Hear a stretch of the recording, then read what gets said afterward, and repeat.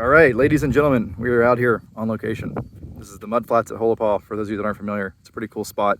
Absolutely beautiful day. A little crisp, meaning cold, but as long as you take a couple breaks to stay in the sun, it's quite comfortable. And also, no one's out here because everyone's cold and Floridians freak out about the cold. So YXZ put the stock tires back on it because we are testing out the new heavy-duty flywheel. Heavy duty meaning just heavy. You can see it right there. It's massive. You can see it because I left all the guards off, so it's easy to keep an eye on and check the bolts and things like that. Everyone says it's dangerous. I don't care. But yeah, so there's the big flywheel. So it does make a difference. Bigger difference than I expected. The reason I put it back on the stock tires was I wanted to compare it to stock. With the Aztecs, that's another variable that make it hard to evaluate the difference of the flywheel. So what I've noticed is if I'm sitting still idling, I can just let the clutch out now and it'll start rolling forward. It won't stall. It used to stop every time and stall without the flywheel, unless you were like on an incline. So that's really nice. I basically drove it on the trailer this morning with no throttle. Really nice.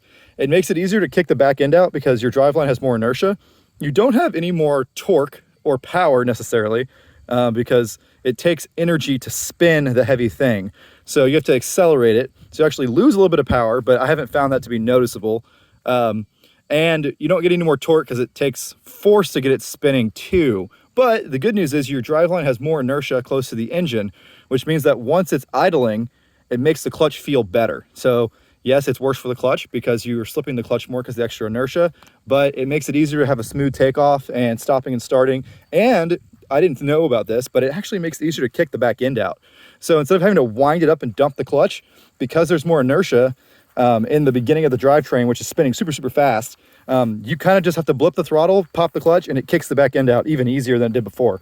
So I think it's a good mod for the kind of driving I do. It's probably not great for racing or doing like drags or sand dunes, I'd imagine. But the kind of stuff I'm doing, I think it is a good mod. I thought it was gonna be a bullshit gimmicky mod, but I think it's a good mod for $100. I think it made $100 worth of improvement at least. Now the real test will be when we put the Aztecs back on it, does it still stall out like crazy? I think the answer is going to be yes, because the Aztecs pull really hard, and trying to turn all four of the tires in mud or wet, sticky sand takes a lot of torque, and that's actually removing torque and power. So I don't know. It might make it easier to take off with the Aztecs, but I have a feeling that the combination of the Aztecs and the heavier flywheel is going to just make me roast the clutch. So we're going to test that out next weekend, maybe at Hogwaller. Thinking about going over there. We'll see how the weather looks.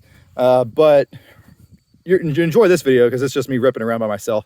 No mudding, so if you don't want to watch me hauling ass and doing 70 miles an hour through trails, go ahead and turn this off. This isn't a mudding video. So just a fair warning there. But put the Aztecs back on next weekend. And yeah, oh, another thing. I left the wheel spacers on. So I've got a 1-inch wheel spacer, front and rear. You can see the little guy right there.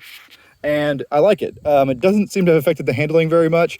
It's a little more stable when I go into whip it into a hard donut and like a rutted up area. But as far as the steering feedback and feel, everything feels about the same. It might have softened it up a little bit, but overall, I don't notice a huge difference from them. And obviously, it is more stable with a 2-inch wider track width. So it's pretty good. I think both these mods are probably good mods to do to stock YXZ. Make it a little more stanced. I wouldn't go much bigger than 1 inch if you start stressing out the steering and the bearings or anything like that. But this thing's got massive ball joints, so I'm not going to hurt anything there. The frames are a little weak where this mounts up, so there's a little more leverage against the frame with the wheel 1 inch farther out. But I think 1 inch is doable. I think it's going to be a good mod. So I was planning on taking those on and off when I take the Aztecs on and off. But I think I'm going to leave them all the time. Number 1, because I'm lazy. And number 2, makes it less likely to flip over.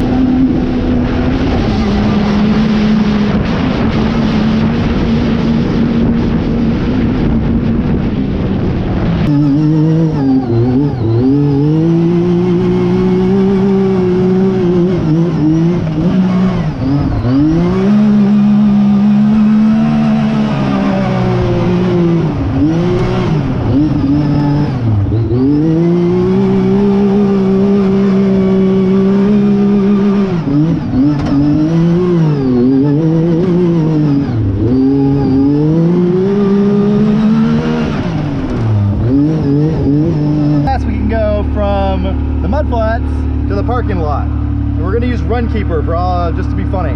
Here we go.